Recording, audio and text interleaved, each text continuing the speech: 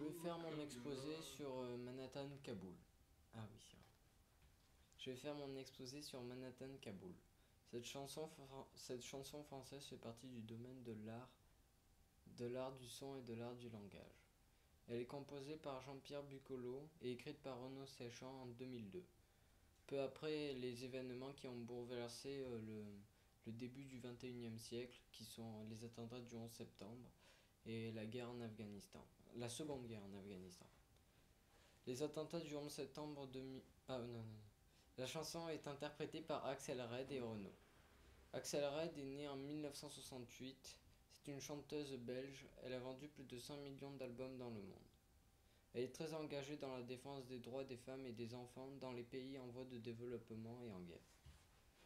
Depuis 1997, elle est ambassadrice de United Nations Children Fund. C'est un peu comme l'UNESCO. Renaud Séchant est né en 1952.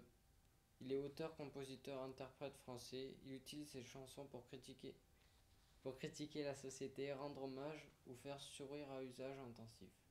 Il a vendu plus de 20 millions d'albums à travers le monde. La chanson évoque deux événements qui ont marqué notre siècle.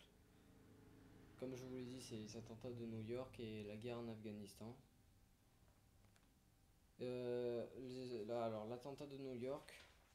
Le 11 septembre 2001, 4 avions détournés par des terroristes extrémistes islamistes s'écrasent sur des bâtiments symboliques du nord-est des États-Unis. Deux d'entre eux s'écrasent sur les tours du World Trade Center à Manhattan, à New York. Près de 3000 personnes succombent après ces attentats. En réponse à cette attaque, le gouvernement américain décide de lancer une guerre contre le terrorisme dans certains pays musulmans comme l'Afghanistan. Ce pays est soupçonné d'abriter l'auteur de ces attentats, Oussama Ben Laden, qui plus tard sera tué en 2011, je crois. Dans la chanson, deux jeunes gens vivant à des milliers de kilomètres l'un et l'autre rencontrent un même destin. Renaud interprète un jeune garçon portoricain, parfaitement adapté dans la société moderne, vivant le rêve américain. Il travaillait dans l'une des deux tours du World Trade Center à New York qui ont été détruites par l'attentat du 11 septembre. Quant à Axel Red, elle interprète une petite fille afghane dont le pays est en guerre. Elle n'a connu dans sa vie que la misère et elle se fera tuer dans un bombardement. Le refrain fait un parallèle entre ces deux personnes si différentes par leur situation géographique et culturelle, mais qui pourtant connaissent le même destin. Ils sont victimes de la violence planétaire éternelle. Les chanteurs sont accompagnés par un groupe de rock composé d'une guitare électrique, un orgue électronique et une batterie. Le texte présente toutes les caractéristiques de la poésie. Il est composé de 10 strophes et toutes ces strophes sont des quatrains. On constate qu'il y a une présence de rimes suivies.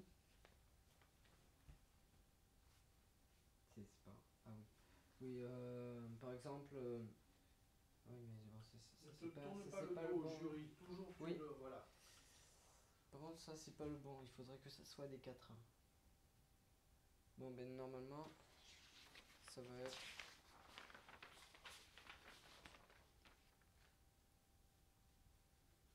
Éternel. Oui, bon, différent. Pourtant. Et après, hôtel et éternel. Voilà. Et dans la strophe 2, il y a des rimes croisées, c'est-à-dire AB, AB. Il y a aussi une présence de figures de style. Par exemple, une antithèse, le colosse au pied d'argile, je sais plus où c'est. Ouais, c'est là, descend, attends, à gauche, voilà, c'est là.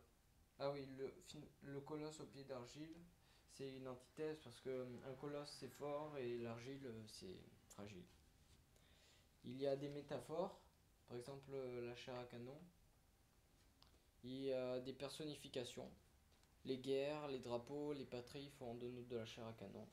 Des assonances, c'est-à-dire répétition d'une voyelle dans plusieurs mots qui se suivent, les armes, les drapeaux, les patries, les nations, et des anaphores, répétition d'un seul mot, deux étrangers, deux inconnus, deux anonymes. Le message de la chanson. C'est une chanson engagée qui dénonce l'injustice et la stupidité, le danger qui sont à l'origine des guerres.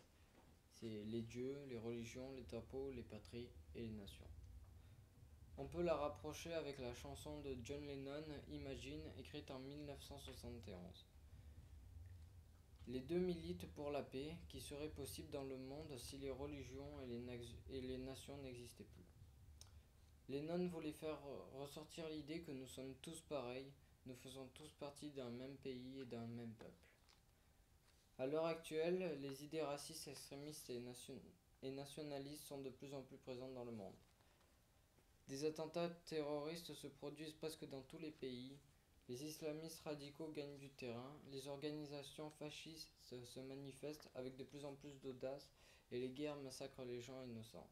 Ces deux chansons sont d'actualité car elles nous rappellent que la paix si fragilisée pourrait pourtant régner si on changeait nos mentalités.